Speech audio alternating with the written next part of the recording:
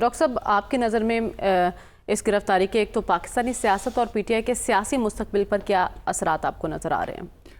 دیکھیے، اسے کئی پہلو ہیں. جہاں تک پی ٹی آئی کی سیاست پہ اثر ہے وہ تو ڈیپینڈ کرتا ہے آپ کو اس لیول تک آپ اس معاملے کو سٹریچ کرنا چاہتے ہیں کہ آپ نہیں کرنا چاہتے. ظاہر ہے کہ رولنگ پارٹی تو کوشش یہی کرے گی کہ کسی طریقے سے جو سلسلہ چلا ہے اس میں اور ایک اور سلسلہ چل پڑے جس میں عمران کو بھی پکڑا جائے، فوج کی کارروائی کی جائے. لیکن دیکھیے، ایک چیز کا جو خیال رکھنا، دو تین چیزوں کا اس معاملے میں خیال رکھنا ضروری ہے. پہلا تو بات یہ ہے کہ اس معاملے کا تعلق ملٹری کے انٹرنل آرگنائزیشن اور ڈسپلن کے ساتھ تعلق ہے. اچھا. اور روایتی طور پر ہماری جو ملٹری سروسز ہیں تینوں، وہ انٹرنل معاملات میں سیاستدانوں کی یا سویلین کی دخل اندازی کو پسند نہیں کرتی.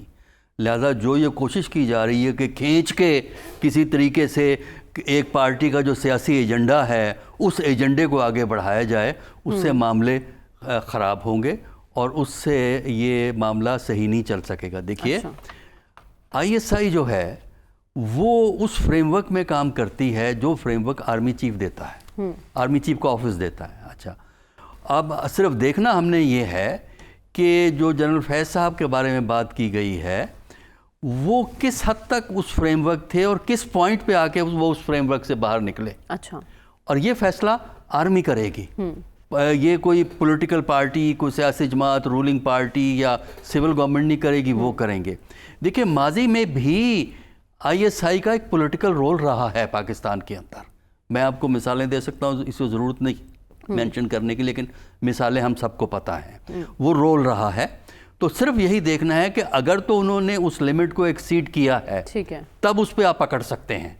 اگر وہ لیمٹس میں ایکسیڈ نہیں کیا ہے تو پھر کارروائی مشکل ہے. دوسرا یہ ہے کہ اس کو آپ سیاست سے لنک نہ کریں، کیونکہ اس سے مسئلے حل نہیں ہوں گے، مسئلے زیادہ پیچیدہ ہو جائیں گے. اس کو ڈی پولیٹیسائز اگر رکھیں گے تبھی یہ معاملہ ہینڈل ہو سکتا ہے بآسانی ایک ڈسپلنری میٹر کے طور پہ. لیکن اگر اس کو ایک پولیٹیکل ایجنڈے سے لنک کریں گے کہ رولنگ پارٹی کا جو ہماری جو بیانات اخباروں میں نے پڑھے ہیں اس میں رولنگ پارٹی جو ہے وہ چاہتی یہ ہے کہ اس میں کسی طرح عمران خان بھی پکڑا جائے، اس سے معاملات بگڑیں گے. ان کے ریٹائرمنٹ کے بعد ان کے کوئی روابط رہے ہیں عمران خان صاحب سے، تب بھی نہیں دیکھیں اس میں صرف روابط رہے ہوں یا نہ رہے ہوں اس کا ہمیں نہیں پتا. یہ فیصلہ آرمی کرے گی. اور کس پوائنٹ پہ آ کے وہ آرمی ایکٹ وائلیٹ ہوا ہے یہ فیصلہ بھی وہ کریں گے. تو میرا خیال یہ ہے کہ جو ہمارے سیاستدان ہیں وہ ضروری نہیں ہے کہ ہر چیز پہ بیان دیں، اور یہ ضروری نہیں ہے کہ ان کا ہر بیان ریلیونٹ ہوتا ہے. تو لہٰذا اس قسم کی بات چھوڑ دیں.